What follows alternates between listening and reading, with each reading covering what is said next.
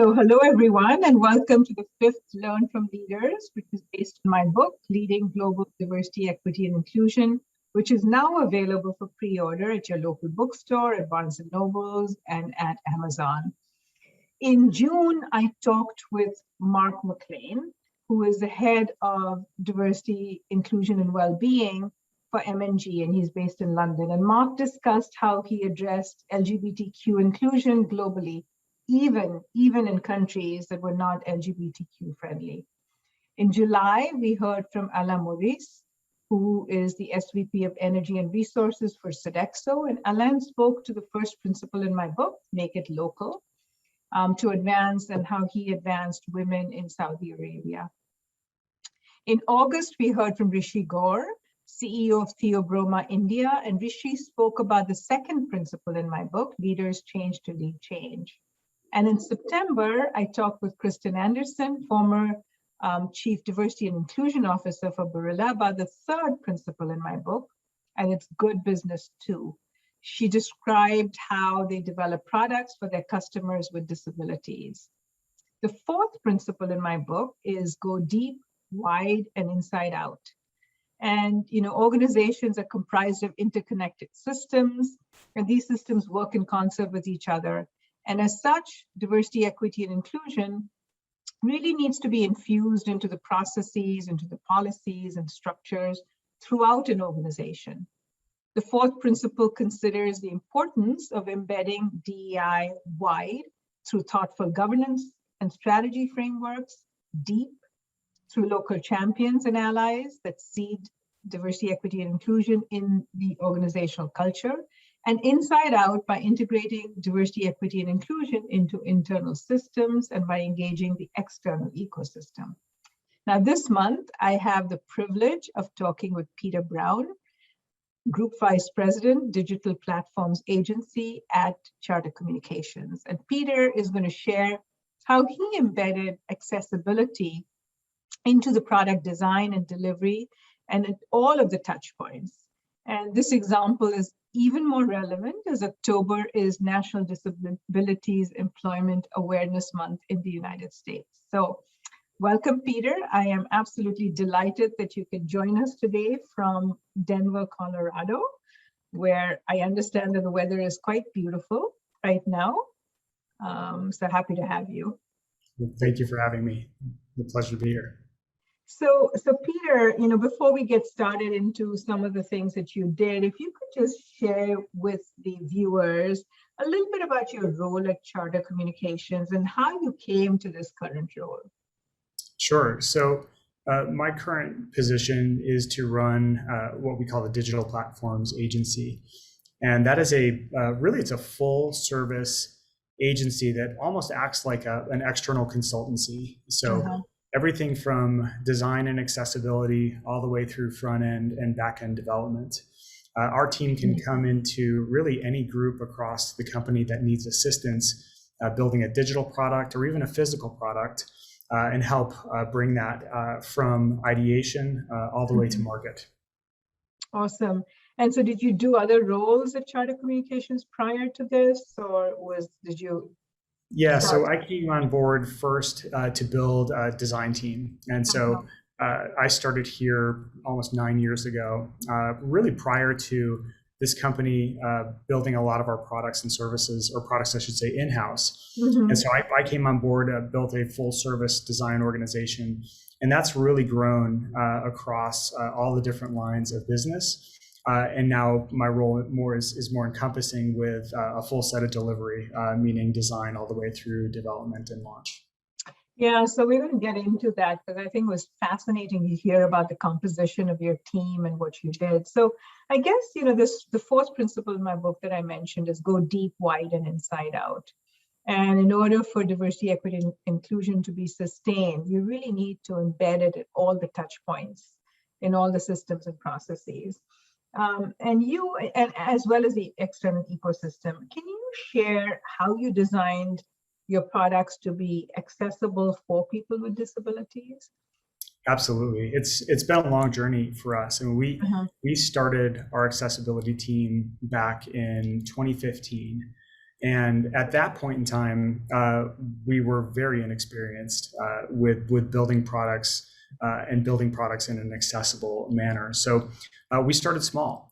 We started with our video-based products. We had an FCC-based mandate to meet in 2016 for the Talking Guide, which really meant that we had to ensure that video-based customers that had visual disabilities had the same access to content and to our digital experiences as the rest of our customers. Mm-hmm. And so we started building that platform first. And I think we'll talk a lot about what we learned and what some of the missteps were. But ultimately, the first thing was understanding that if you don't build accessibility into your products from the onset, from the beginning, that you really have a difficult time throughout the life cycle of that product. It has to be built in from the beginning because remediation is expensive, remediation is difficult, remediation takes time. All things that really don't help aid, the ultimate end goal, which is to build great products. Mm-hmm. So we started small. Over time, the span of the accessibility team has grown greatly from one product to all of our products, mm-hmm. And then ultimately to all different parts of the company. Mm-hmm. So tell me a little bit about the composition of your team, because that was fascinating, in terms of sure. Folks that actually, have an eye towards accessibility. Share a little bit about that. Yeah, so we have a core accessibility team. It's about 20 members. Mm-hmm. About half of the members of that team have disabilities. So they fundamentally understand the tools and the trade better than maybe a developer or a designer that doesn't have a disability. Mm-hmm. So this accessibility team is very technical in nature for the most part. They can sit down with our designers, they can sit down with our developers and our product owners, and not only help them, make their products accessible, but help them understand the implications of making that product accessible and making it successful in the marketplace. We have experts on the team from a policy perspective. We have education and training experts on our accessibility team. So we have to make sure that we're not just helping build accessible products, but that we're looking at the full life cycle of that product. And for a company like ours, and I think we'll get into this later, but it's not just about building a single product or a number of products accessible. We have to ensure that when we put those products in the marketplace, that we're supporting them in a very accessible manner as well. I would guess that somewhat like 3/4 of the workforce at this company are in frontline customer-facing roles, meaning they're interacting in customers' homes, or they're interacting with customers in stores or over the phone. And if we haven't properly trained and educated that portion of our workforce, ultimately the life cycle of the project just doesn't work as well.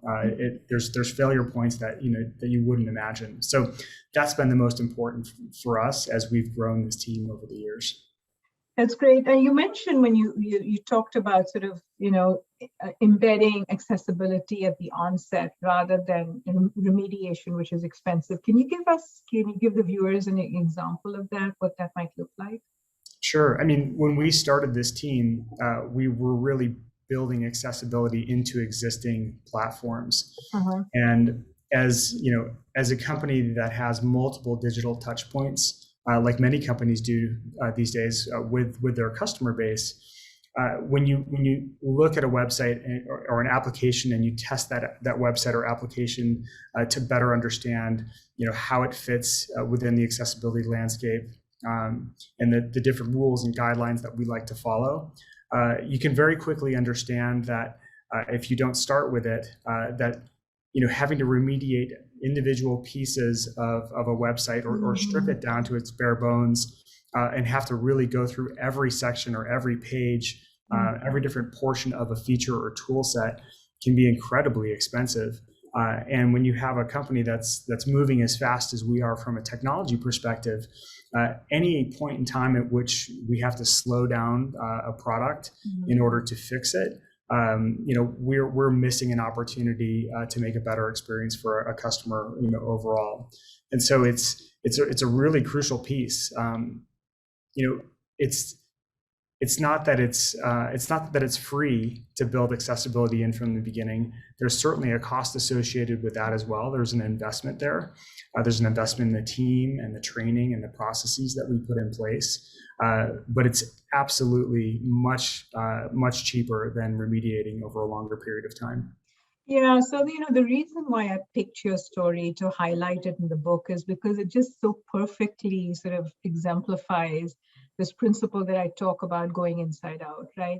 For any sort of diversity, equity, and inclusion effort, it can't be a tag on, it can't be an add-on. You really have to take that lens and look at all your processes and systems with that lens at the onset, as you said, because adding it on or bolting it on just doesn't work. It's a mindset. And you talked about using that accessibility mindset in the development of all your products, but doing it at the onset and then doing it, and you talked about in the full life cycle, because it's not just the product, because if your product is accessible, but your people don't know how to use it or sell it or communicate, it's not going to work. So can you tell us a little bit about sort of and you looked at the entire customer service process. You talk about the full life cycle, being attuned to the needs of people with disabilities and accessibility. Can you describe what you did and sort of give us some examples, perhaps? Sure. The first thing we did was to observe what it's like to have accessible products in the marketplace. So how were customers using them? How was our company deploying them? And then ultimately, what was the response? And so research is a big part of what we do to better understand not only how our products are deployed and used, how our customers are responding to them, things like that. And so getting customer feedback is incredibly important to us. But some specific examples, we'd launched our first video product from an accessibility perspective, and we would hear from customers that our technicians that would go into the home wouldn't have a full understanding of the feature set. In some cases, they didn't even know they were going into a home with a disability, and immediately we were creating a gap, in between the technician and the customer, and our ability to really have a successful interaction. And walking into a customer's home is a completely different environment and interaction than many of us would have with a customer on a day-to-day basis. And so a technician walks in, they carry a bag of tools and equipment. And if you're walking into a customer's home with a visual disability, the last thing you want to do is maybe leave that bag in the middle of the room where a customer might not see it, or they may trip over it, something like that. And so really thinking through some of the details in terms of how these interactions would work, or how they did work within a customer's home, or even on a customer call, right? So we would deploy a service or an application to a customer. They would have questions about it, and so they would either go online, or maybe they would call customer service. And if a customer service agent wasn't fully aware of these feature sets, and maybe more importantly, how they worked, like how a screen reader would actually feed information back to a customer with a disability, they might inadvertently ask a customer to click on something, or maybe just go here and read this information.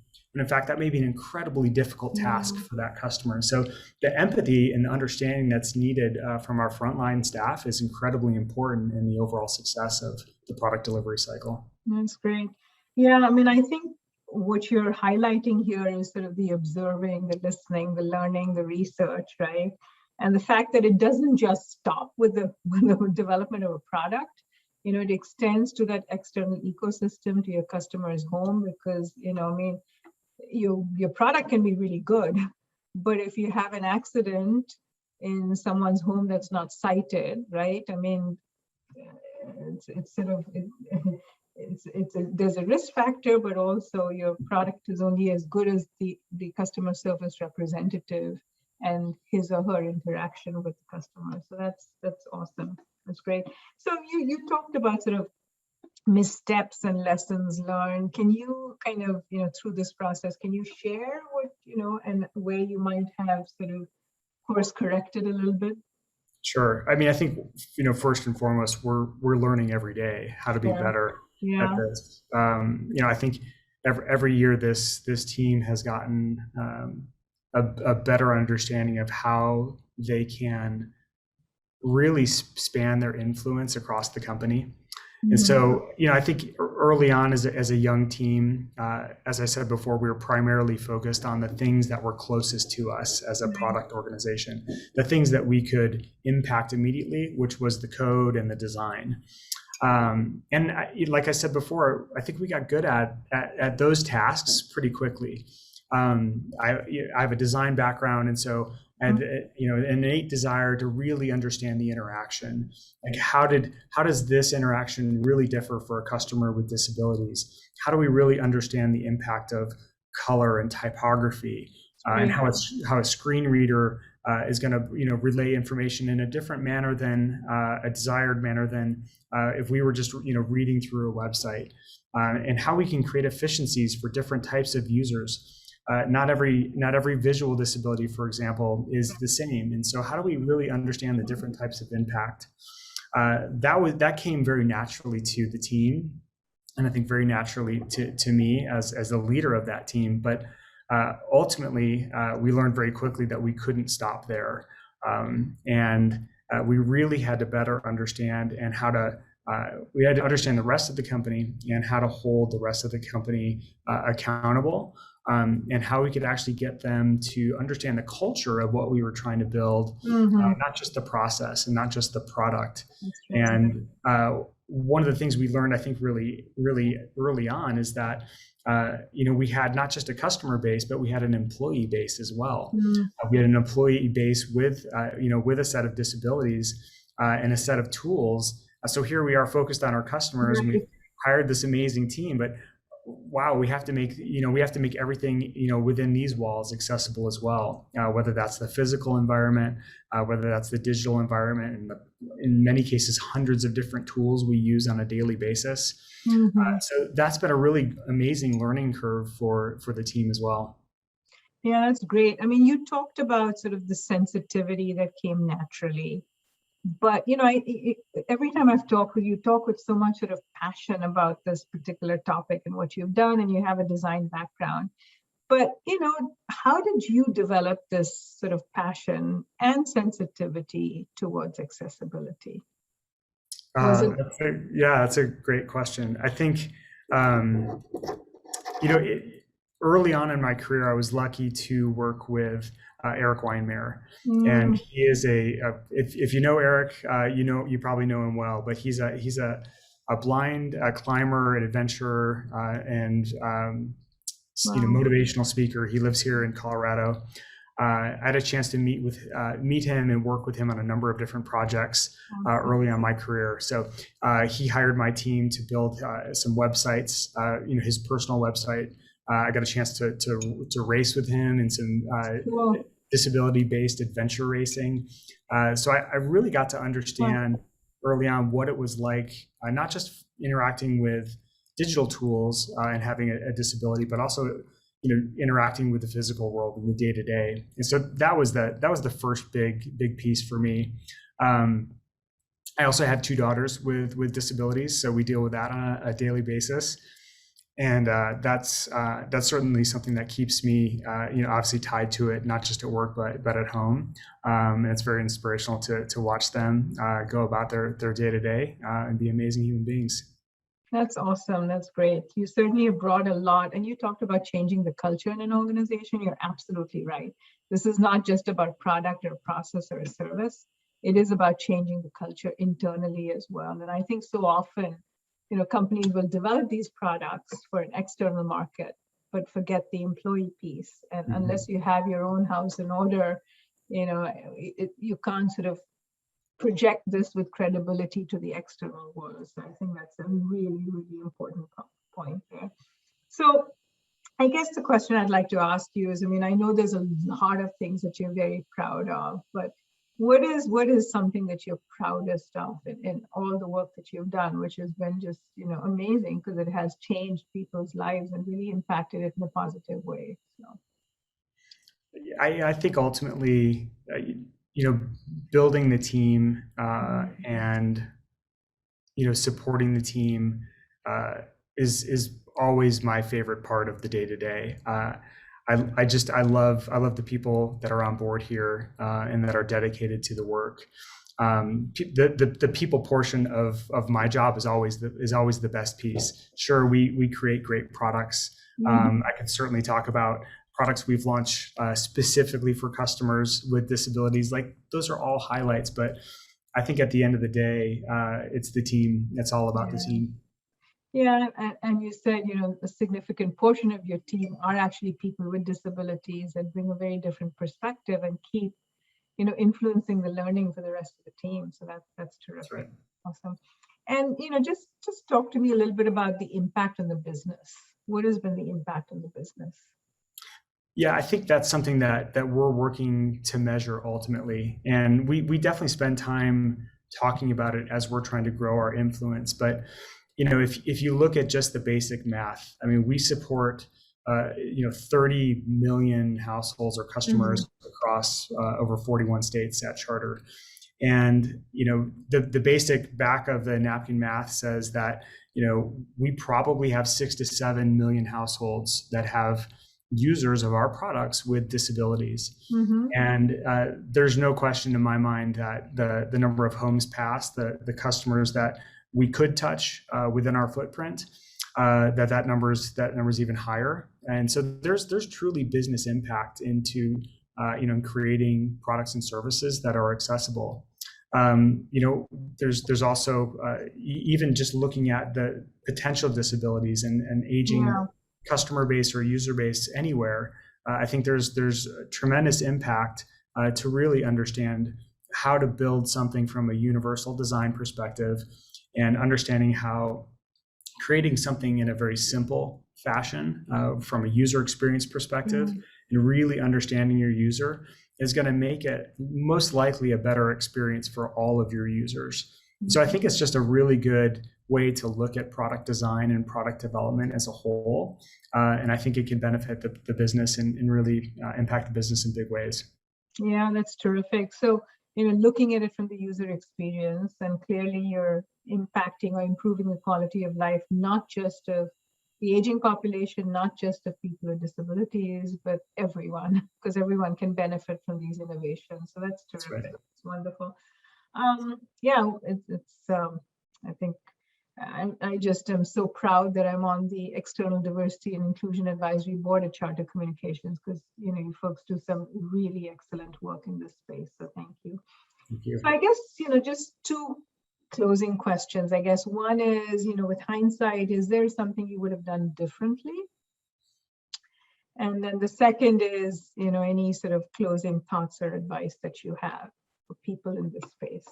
Sure. I mean, yeah, in hindsight, of course, there's always things we would do differently as we've learned more about how to build great products that are accessible.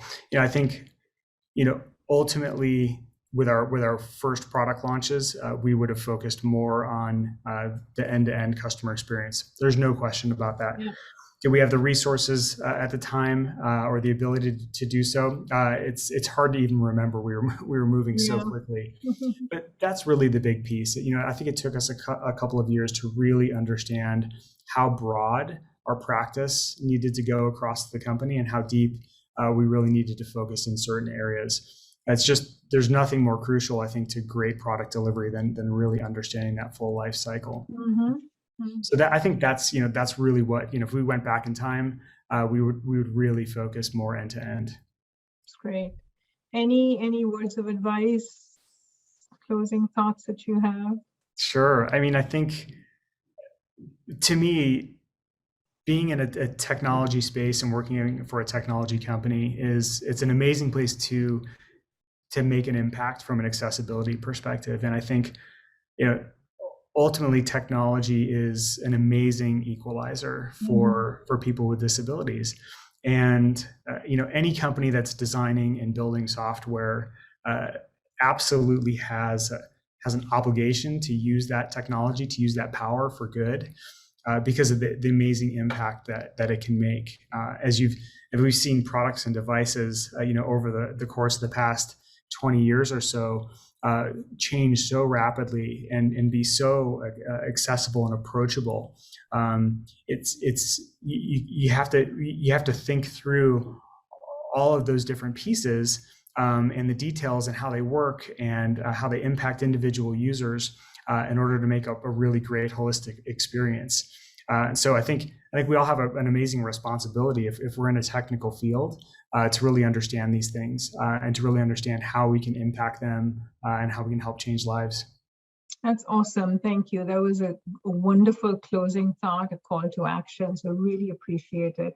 And I think you've just perfectly illustrated this particular principle that I call go deep, wide, and inside out, because you've talked a lot about really taking the accessibility lens to the full life cycle, the full customer end-to-end customer service experience, customer experience. So thank you very much, Peter. This was just fantastic. And we're going to now talk next month about the last principle in my book, which is know what matters and count it.